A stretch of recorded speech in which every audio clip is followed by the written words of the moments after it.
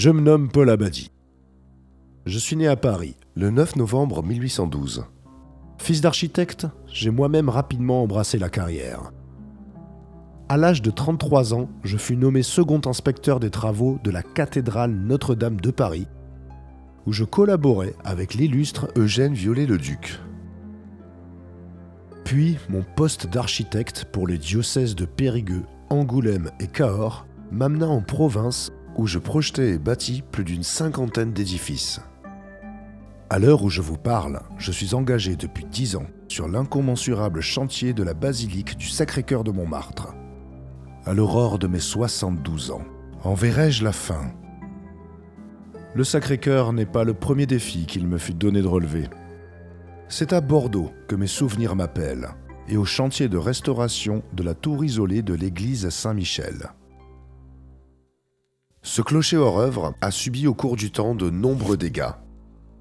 Tremblements de terre, foudre et ouragans.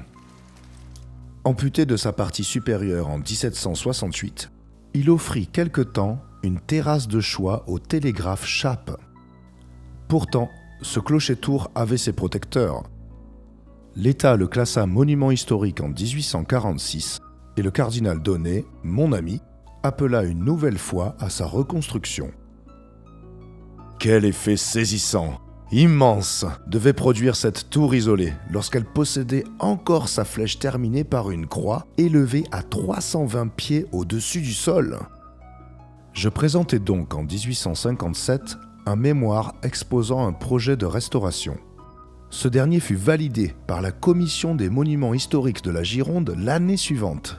Mais ce n'était que la première étape d'un long et complexe chantier.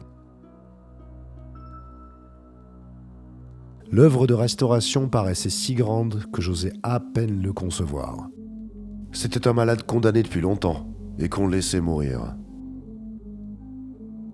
J'avais tout d'abord projeté de simplement restaurer les maçonneries abîmées et de reconstruire les éléments médiévaux disparus.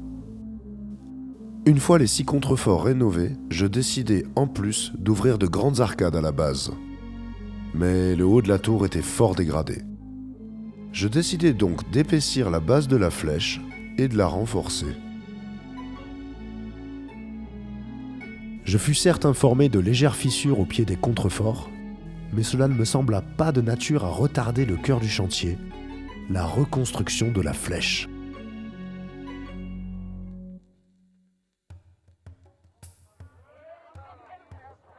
L'affaire était plus grave qu'il n'y paraissait. Une commission municipale fut aussitôt constituée et eut la charge de surveiller les travaux. Elle n'autorisa pas la poursuite du chantier tant que la base du monument ne serait pas consolidée. Messieurs, la meilleure chose à faire est de renforcer les piliers par l'intérieur. Ainsi, nous conserverons la silhouette de la tour. Allons, monsieur Abadie, ces renforts vont pousser les piliers vers l'extérieur et vont tout bonnement faire s'écrouler la tour. Non, nous pensons qu'il faut au contraire épaissir les contreforts par l'extérieur. Par l'extérieur ?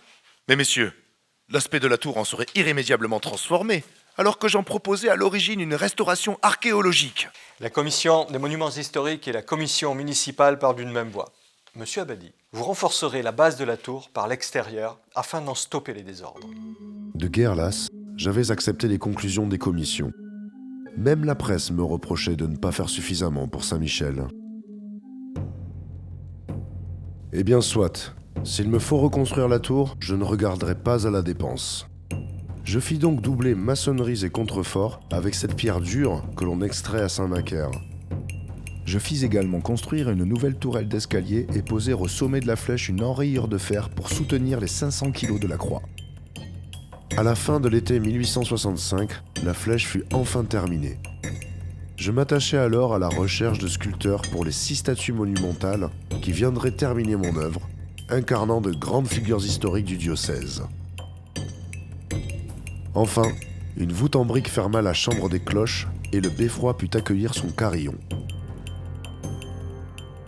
C'est le cardinal Donnet lui-même qui ordonna la cérémonie du 9 mai 1869.